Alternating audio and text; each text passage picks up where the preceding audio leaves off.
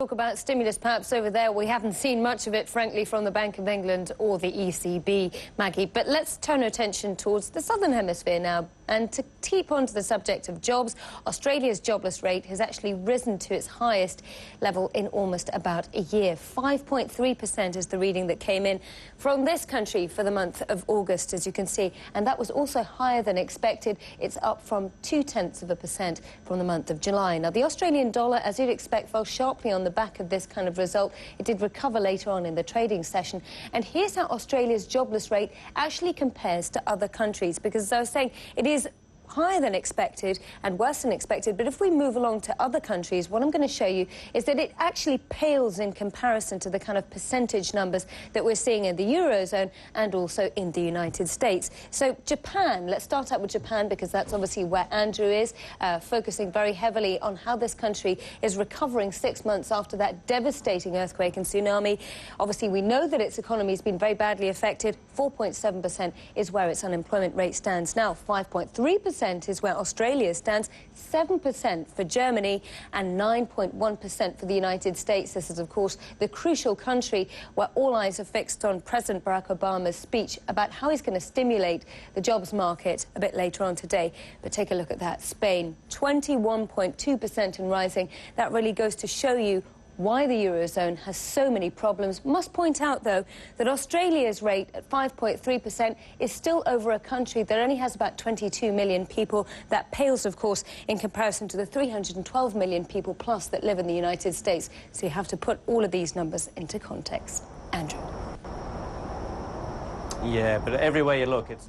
Well, Maggie, as Japan's summer temperatures soared into the mid-30 degrees Celsius, many struggled without air conditioning on. Businessmen ditched their jackets and ties as offices set temperatures to a balmy yet energy-conserving 28 degrees.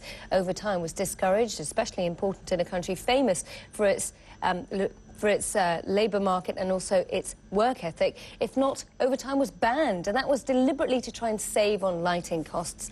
Our very own Andrew Stevens went to the car maker Nissan to find out how all these kind of efforts actually played out. So much money.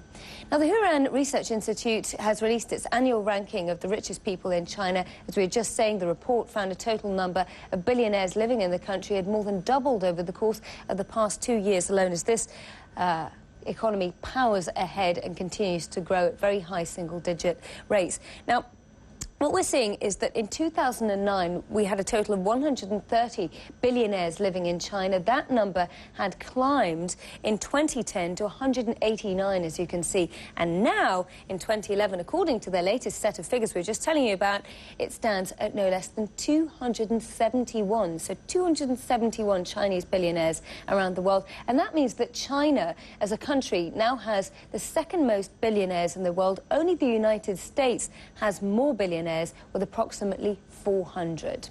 Maggie. In this divide for, I would say, since he took office, and a growing divide at points between President Obama and big business leaders. He's brought many of them into his inner circle. He has a council on jobs and competitiveness. But tonight, as he addresses a joint session of Congress, I think he's also speaking directly to the American people, directly to Main Street. If you look at small businesses in this country, they are essential to job creation. They create more than half of the jobs in this country. So we went to Babylon, New York, a small town outside of New York City, to talk to these business owners about what they need from the administration and really address a lack of confidence that they have right now in the government. Take a listen. They're lower again. You know, what you're seeing is more worries out of Europe. This is after the ECB, Maggie, cut its forecast for growth. That's putting some pressure on the U.S. market. Investors are pretty cautious, especially as they wait on the big job speech from President Obama happening tonight. We also got weekly jobless claims. It's more proof that we're just not seeing improvement. Initial claims climbing to 414,000. It's slightly higher than what was expected in July. U.S. exports hit a record high while lower oil prices cut into imports. Of course, more demand for U.S. exports overseas is ultimately good for the U.S. economy and the job market. We just need to see those results actually come through. Maggie? At least we got one piece of data moving in. The days after those attacks marked the beginning of the most challenging decade in aviation history. Consumer confidence was gone as fear gripped the flying public. Airlines faced a series of spending cuts and unprecedented security measures.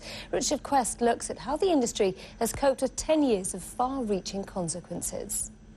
Let's move to something a bit more glittery, shall we, Maggie? We always like to talk about people's jewels. A collection of jewels owned by the late Elizabeth Taylor is expected to fetch $30 million at a Christie's auction in December. Now, among them, this